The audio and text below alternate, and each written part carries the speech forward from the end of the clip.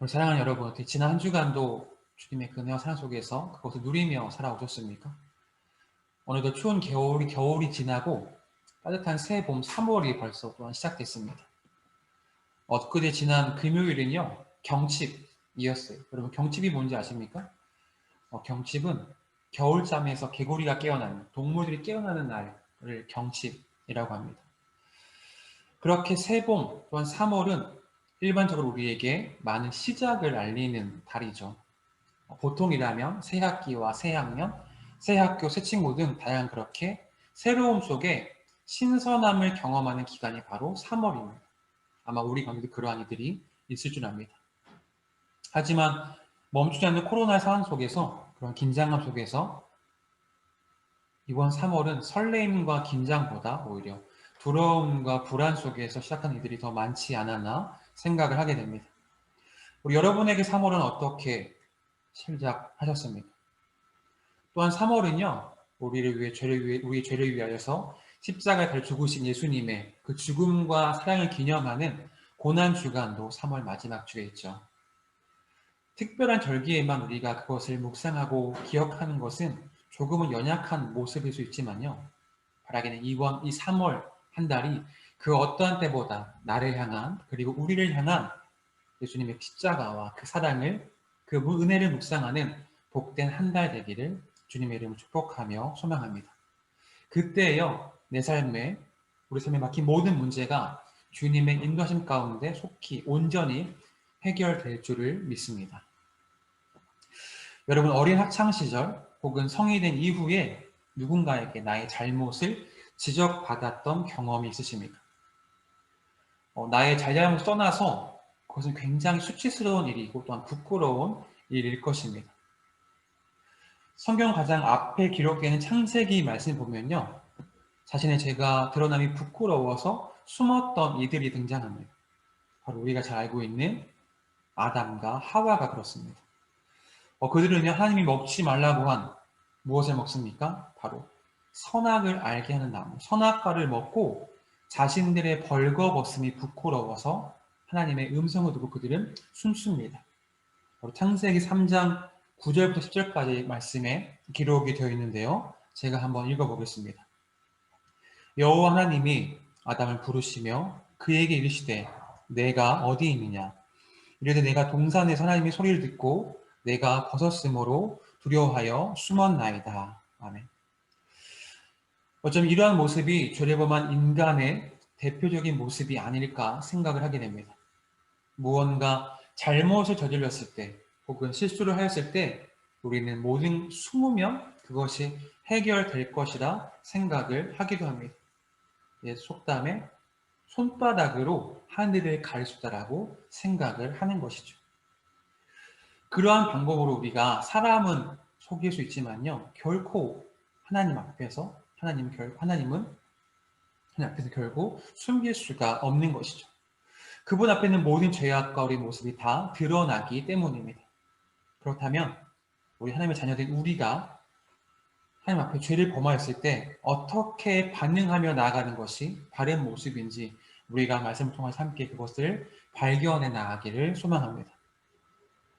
오늘 우리가 함께 읽은 시편 51편은요, 다윗의 참회 시입니다. 자신의 죄를 하나님께 참회하고 회복을 구하며 나아가는 바로 그런 기도이죠. 그렇다면 그가 하나님 앞에 어떠한 죄를 저질렀을까요? 우리가 51편 앞에 기록되어 있는 표제어를 보면 알 수 있습니다. 제가 종종 말하죠. 좋은 성경을 가진 분들에게 그 51장 옆에 작은 글씨가 적혀 있을 겁니다. 무엇이라 기록되어 있습니까? 바로 다윗의 시, 인도자를 따라 부르는 노래. 다윗이 밧세바와 동침한 후 선지자 나단이 그에게 왔을 때라고 기록이 되어 있죠. 바로 이것이 오늘 시편 51편의 배경이 됩니다. 자세한 내용은 바로 사무엘하 11장과 12장에 기록되어 있는데요. 우리가 성경을 한번 옮겨가서 구약 성경 사무엘하 11장 앞에 우리가 함께 펴놓고 이 시간 말씀을 듣기 원합니다. 왕궁에 머물던 다윗 왕이요, 한 여인이 목욕하는 모습을 우연치 않게 보게 됩니다. 다윗의 눈에 그 여인은 심히 아름다워서 그 여인의 정체를 신하들로 하여금 그 여인이 누군지 알아보게 하죠. 바로 사무엘하 11장 3절에 그것을 기록하고 있는데요. 제가 읽어보겠습니다. 다윗 사람을 보내 그 여인을 알아보게 하였더니 그가 아뢰되 그는 엘리암의 딸이요 햇사람 우리아의 아내 바세바가 아니니까 하니. 그 여인은요 바로 남편이 있는 여인이었습니다. 또한 그 남편은 우리아로서요 그는 암몬과의 전투를 위해서 출정 중에 있었던 군인인 것이죠. 다윗은 그렇게 그 여인이 남편이 있는 여인임을 알매도 불구하고 그 여인과 다윗은 잠자리를 갖게 됩니다. 그리고 결국 바세바는 다윗의 아이를 임신하게 되어집니다. 그 이후 다윗은 그 마음이 이제 불안했는지요. 그 사실을 숨기기 위해서 바세바의 남편 우리아를 불러서 전쟁을 멈추고 집으로 돌아가 그를 쉬게 합니다. 사무엘하 11장 8절에 그것을 기록하고 있는데요. 그가 또 우리아에게 이르되 내 집으로 내려가서 발을 씻으라 하니 우리아가 왕궁에서 나가매 왕의 음식물이 뒤따라 가니라. 그렇게 다윗은 우리아가 돌아가서 쉬게 합니다. 그러나 우리아는요 집으로 돌아가지 않고 다시 왕궁 문에 돌아가서 모든 부하들과 함께 잠을 자게 됩니다. 아마 전쟁 중에 있는 부하들을 남겨두고 혼자 차마 집에 돌아가 쉬는 것이 쉽지 않았던 모양입니다. 다윗은 다음날 다시 우리아를 불러 모아서 그가 지난 밤에 집으로 돌아가지 않음을 책망합니다. 그리고 다시 잔치를 벌인 이후에 그를 집으로 돌아가 쉬기를 권하지만은 우리아는 전과 마찬가지로 집으로 돌아가지 않고 부하들과 함께 밤을 보내게 되죠. 그렇게 다윗은 점점 조급해지기 시작했을 겁니다. 자기 계획대로 모든 것을 감추고 여인과의 동침 사건을 덮을 수 있을 거라 그는 생각했지만 자신의 마음대로 되지 않으면 그때서야 그는 느꼈을 것입니다. 바로 그러자 다윗은요 최후의 방법, 극단적인 방법을 그는 찾게 됩니다. 그것이 무엇일까요? 바로 다윗은요 군대 장관 요압에게 편지를 보내어서 그 남자 우리아를 전쟁에 가장 앞서 보내라. 전쟁에 가장 그를 앞서 보내서 그를 죽게 하라고 그렇게 다윗은 명령합니다. 바로 사무엘하 11장 14절과 15절의 것을 기록하고 있습니다. 아침이 되매 다윗이 편지를 써서 우리아의 손에 들려 요압에게 보내니 그 편지에 써서 이르기를 너희가 우리아를 맹렬한 싸움에서 앞세워 두고 너희는 뒤로 물러가서 그로 맞아 죽게 하라 하였더라. 그렇게 다윗은요 간음과 또한 더 나아가 살인을 범하게 되죠. 그렇게 다윗은 우리아가 죽음으로 인하여서 모든 것이 자신의 죄악이 모두 덮어질 것이라 그는 그렇게 생각을 했습니다. 이제 어느 한 사람도 자기의 죄를 지적하는 사람은 없을 거라 그는 생각했습니다. 하지만 하나님만은 결코 속일 수가 없었던 것이죠. 사무엘하 12장에 하나님은 선지자 나단을 보내셔서요 다윗이 하나님 앞에 범죄하였으면 그를 책망하게 합니다. 사무엘하 12장 10절에서 11절입니다. 이제 내가 나를 업신여기고 햇사람 우리아의 아내를 빼앗아 내 아내를 삼았은즉 칼이 내 집에서 영원토록 떠나지 아니하리라 하였고 여호와께서 또 이와 같이 이르시기를 보라 내가 너와 내 집에 재앙을 일으키고 내가 내 눈앞에서 내 아내를 빼앗아 내 이웃들에게 주리니 그 사람들이 다 내 아내들과 더불어 백주에 동침하니라. 아멘. 그렇게 다윗의 한순간의 실수 그로 인해 그가 치러야 뒤의 대가는 참으로 무거웠습니다. 그것이 무엇입니까? 칼이 내 집을 떠나지 않을 것이다. 또한 너와 내 집에 재앙을 일으키겠다고 지금 하나님은 말씀합니다. 또한 마지막으로 아내를 빼앗아서 이웃들에게 주겠다라고 말씀하시죠. 그렇게 하나님은 나단의 입을 통해서 다윗에게 말씀하십니다. 이제 다윗은요 자신이 하나님 앞에 범죄하였음을 깨닫게 됩니다. 아마 다윗은 선지자 나단이 그에게 오지 않았다면 그는 결코 자기의 죄를 깨닫지 못했을 뿐만 아니라 그것을 계속해서 그는 숨겨왔을 것입니다. 다윗은 그렇게 은밀히 죄를 행하였지만요 그를 지신 하나님은 모든 것을 지켜보고 계셨던 것이죠. 바로 우리 사랑의 하나님은요 오늘 살아가는 저와 우리에게도 혹시 우리가 죄악 가운데 살아가는 모습이 있지는 않은지 우리를 깨닫게 하시고 돌아오게 하시는 사랑의 하나님입니다. 우리가 그 음성을 듣지 못하고 그 뜻대로 깨닫지 못한다면 더 큰 죄악과 사망의 늪에 빠지게 되는 것이죠. 그렇게 다윗은 자신의 죄를 깨닫고 하나님께 엎드려 자백하면서 이 시편 51편을 기록한 것입니다. 다시 시편을 돌아와서 1절과 2절입니다. 하나님이여 주의 인자를 따라 내게 은혜를 베푸시며 주의 많은 긍휼을 따라 내 죄악을 지워주소서. 나의 죄악을 말갛게 씻으시며 나의 죄를 깨끗이 제하소서. 아멘. 이처럼 다윗은 하나님의 인자하심과 긍휼하심을 구하며 하나님 앞에 절실하게 기도합니다. 여기 등장하는 두 단어가 있는데요. 먼저는 인자입니다. 인자. 이 인자라는 것은요, 자격 없는 자에게 부어주시는 하나님의 은혜를 말하는 것이죠. 또한 긍휼이라는 단어는 원어로 레헴이라 합니다. 이 뜻은 불쌍히 여기는 마음속으로 나오는 깊은 동정심이나 연민을 뜻하는 말이고요. 태에 있는 아이를 향한 어머니의 그 강렬한 사랑을 표현할 때 사용하는 단어가 바로 긍휼, 레헴이라는 단어입니다. 이처럼 우리 안의 죄는요, 어떠한 비누나 세탁제도 결코 씻을 수 없지만요, 우리 하나님의 많은 긍휼 하심이 그 많은 죄를 말갛게 깨끗이 제거해 주신 겁니다. 마치 태 속에 있는 아이를 향한 어머니의 사랑 같은 마음으로 하나님 넘치는 은혜와 사랑 우리를 불쌍히 여겨 주시는 분입니다. 또한 1절에 기록합니다. 다윗은 내 죄악을 지워주소서라고 기록하죠.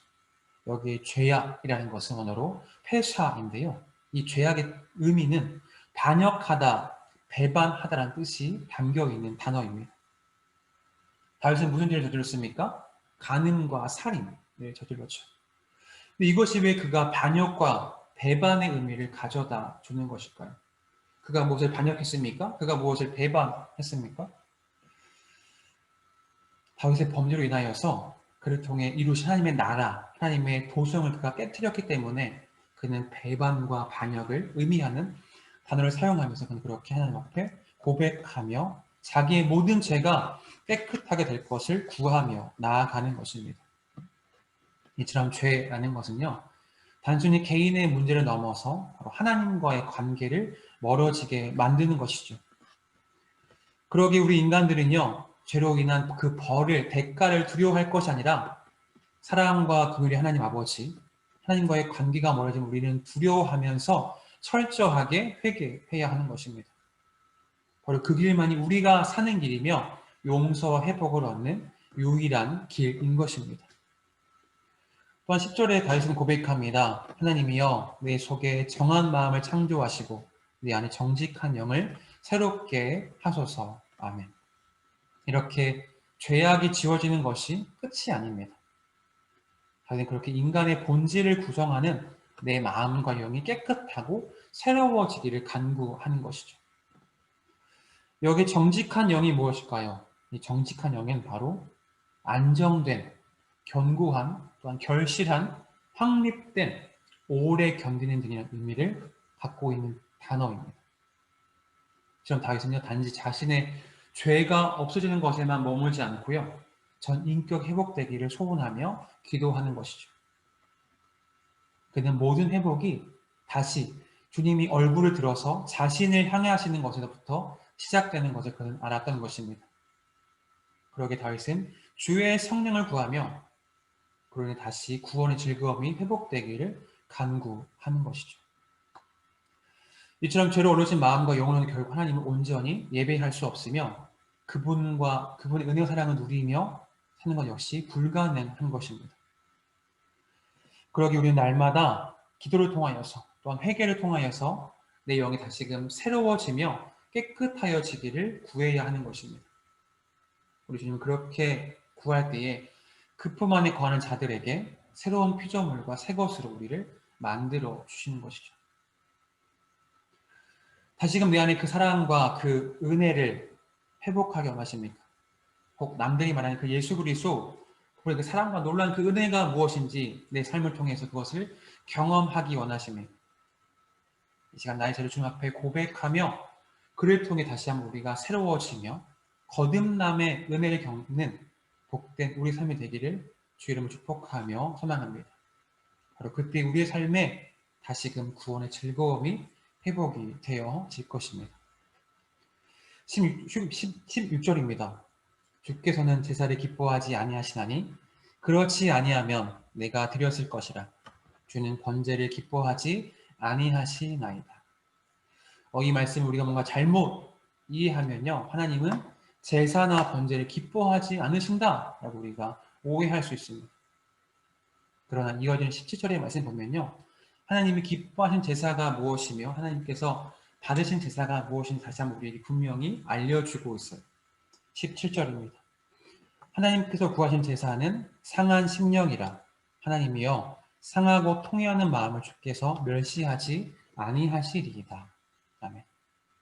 하나님이 구하시는, 하나님께서 원하시는 그 제사, 그 예배는 바로 상한 심령이라고 기록하고 있죠. 여기에 상하다는 것은요, 음식이 상하고 썩는 그 상함이 아니라요, 원어로 샤바르라는 건데요, 이 뜻은 깨지다, 부서지다, 산산조각나다는 그런 뜻을 지닌 단어입니다. 배가 난파되고 뼈가 부스러지고 몸이 찢기는 것을 표현할 때 등장하는 단어가 바로 샤바르, 상하다라는 그런 의미인 것이죠. 이처럼 하나님은요, 화려한 제사가 아니라 수많은 예물이 아니라 바로 상한 심령으로 예배하는 그 제사를 기뻐 받으신다는 겁니다.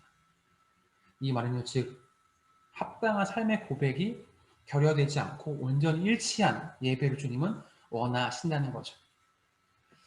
바로 이 예배는요, 나는 아무렇지 않은 척, 나는 괜찮은 척, 또는 별것 아닌 척 하나님을 속이고 예배하는 것이 아니라 하나님 앞에 온전히 있는 모습 그대로 정직하게 나아가며 예배하는 것입니다. 비워지고 낮아진 마음만으로만 오직 주님의 인자와 긍휼과 자비를 구하는 마음에서 참된 찬양을 흘러 나올 수 있는 것입니다.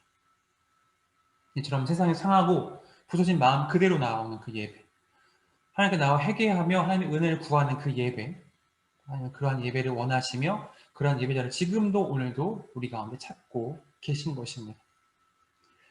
그렇다면 우리의 예배를 이 시간 돌아보긴 합니다. 우리의 예배는 우리의 모습은 어떠한 모습과 마음으로 어떻게 예배하고 있습니까? 괜찮은 척, 안 아픈 척, 혹은 죄를 숨기며 예배하고 있지는 않습니까? 이 시간 내 자신과 우리의 예배를 돌아보면서 오직 우리의 예배가 하나님이 찾으시는 향기로운 제사가 되기를 주님의 이름으로 축복하며 소망합니다. 한때 다윗은요, 성경에 기록하기를 하나님 마음에 합한 자라고 그렇게 칭함받았던 위대한 인물입니다. 그는 그렇게 하나님이 주신 그 지혜와 힘으로 인하여서 나라를 바르게 통치해 나갔을 뿐만 아니라 그가 어떤 이스라엘 왕 중에서 가장 뛰어나고 백성들로 하여금 존경받는 왕이었습니다. 그랬던 그가 무엇을 합니까? 바로 간음과 살인을 범한 것이죠. 어떠십니까? 실망되십니까? 여기서 우리가 한 가지 중요한 사실을 깨닫게 합니다. 바로 그것은요, 하나님의 택함을 받은 백성도 죄에 넘어질 수 있다는 것이죠. 그 어떤 사람과 그 어떤 은혜를 누린 자라도 그 역시 또한 사람인지라 완벽할 수 없습니다. 털어서 먼지가 하나 안 나오는 사람이 과연 있을까요?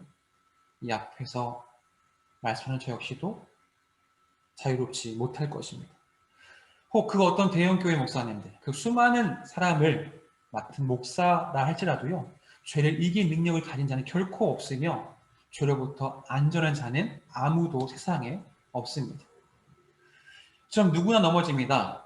그러나 그것이 끝이 아니라 혹 그것을 또 우리의 죄를 합리화하면서 우리가 위로하는 것이 아니라 나의 죄를 인정하고 회개함으로 우리는 나아가야 하는 것이죠. 우리가 하나님 앞에 죄를 자백하고 회개할 때 사랑과 긍휼의 하나님은 우리를 다시 한번 새롭게 하시며 거듭나게 하십니다. 여러분, 사람과 사람 사이에 철저한 용서가 가능할까요? 사람과 사람 사이에는 철저한 용서가 불가능합니다. 동의가 되실지요? 우리가 입으로는 상대의 잘못을 용서하는 것처럼 그래 알았어. 용서할게 라고 말합니다. 하지만 그 마음의 그 상처와 실망과 아픔은요. 결코 지워지지 않고 남아있죠. 지워지는 것이 아니라 그저 시간 흐름 속에 그것이 흐려질 뿐입니다. 그러나 우리 사랑의 하나님은 우리에게 약속하십니다. 요한일서 1장 9절의 말씀을 제가 읽겠습니다.